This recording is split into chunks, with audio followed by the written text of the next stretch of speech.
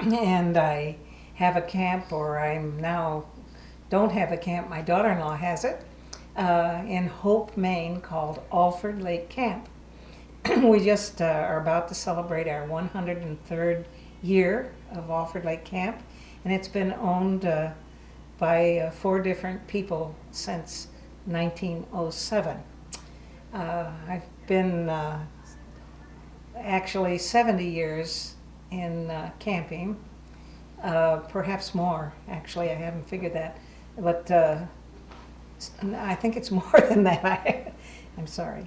Anyway, camping has just been my life. I started as a 6-year-old when my mother was a waterfront director at a scout camp in Connecticut, and then I went as a 10-year-old to a camp in Cape Cod.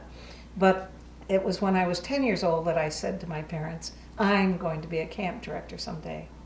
I started writing letters to camp directors. I went to the library and got their addresses and said I wanted to be a counselor, and I was turned down over and over. I wasn't old enough. So when I was 15 years old and couldn't get a job, I started my first camp. And it was what now would be called a day camp, but I didn't know that nomenclature at that point. And I had 21 3- and 4-year-olds during World War II. The parents were faculty of the University of Connecticut where we lived, and they brought the children in on bicycles. I had that camp for the whole summer.